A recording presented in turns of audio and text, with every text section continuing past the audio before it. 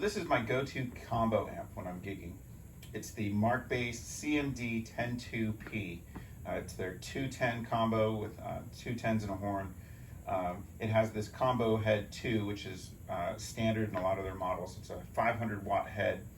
Actually, when it's just running in this configuration, which is just with the 2 10-inch speakers, it's running at 300 watts. If you have an extension speaker, it'll run at 500 watts.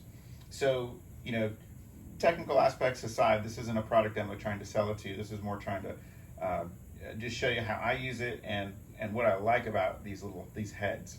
The other thing about this head is it's seated in the cabinet with just 4 Allen bolts, so you can get an Allen wrench and unscrew those 4 bolts and pop this head out and put it on whatever cabinet you want. So, you know, this cabinet actually has the perfect amount of control for me. I don't like tons and tons of dials to have to mess with, but I do like to have, in addition to bass and treble control, high mid and low mid control. And so so this is again my perfect setup. This cabinet sound, this head coming through this cabinet, it sounds extremely warm and dynamic. You can hear it. It's you get a lot of clarity and definition when you're trying to articulate on the space. Like let's see, it's very punchy too. In the high register.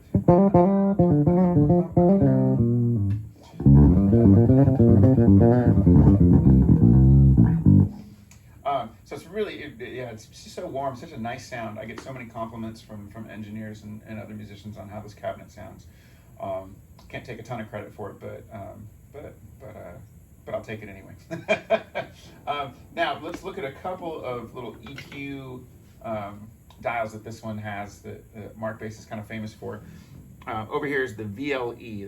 That stands for Vintage Loudspeaker Emulator, and what that does is cuts some of the highs. So you know,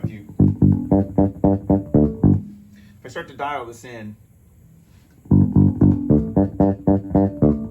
you don't really notice it at first. You won't even notice it so much at 12 o'clock. It's real subtle, but once you start to dial it this far over, it kind of gives you a little bit of muffled sound. It almost sounds like you're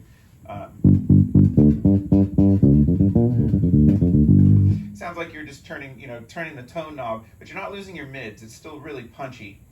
So it's designed to kind of really tame the high frequencies. So I could see that would be useful if I was playing reggae or that kind of thing. Actually, I do like this kind of set at 12 o'clock. It just takes a little bit of the edge off, but it still lets it sing. You can hear it just, if I back it all the way off, you can hear just a little difference. It's really super subtle, only dialed up to, oh, I turned it all the way off. Oh yeah, okay. It's really super subtle, you know, when it's halfway up, but I like that. I don't want all my highs to go away, but just, you know, highs are a funny thing. There's just like this little, they're kind of like avocados. Like an avocado is ripe or, you know, perfect, or it's bad. There's no like in between. Well, highs are kind of like that too. They're either just kind of grating, or they're nice and sweet. And so this helps kind of sweeten out the highs. I don't know if that's a great analogy or not, but we'll just roll with that. The next filter it has is this this variable pre-shape filter. So what this does is kind of puts it more into the, you know, old SVT range. It basically creates a mid scoop. You have lots, you know, it accentuates the highs and lows and not the mid. So even with everything flat, as I start to turn this up, this one I start to notice a lot quicker. You start to hear that, you know, that mid scoop halfway up.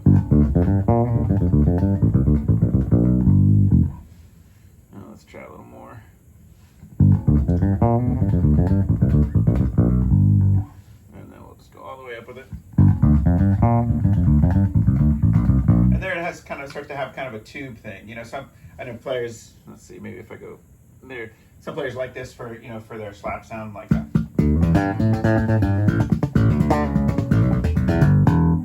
That sounds pretty nice and fat. You know, as far as the EQ, the settings that I use, I usually don't have that on. It's not really my bag. I sometimes have this up a little bit, and then I'll back off on my highs, which is what the VLE does anyway. I'll back off on my high mids, and I'll bring my low mids up, and I'll usually use the bass, leave the bass at about 12 o'clock. So so you kind of get into that Jocko range, but maybe with a little more bottom.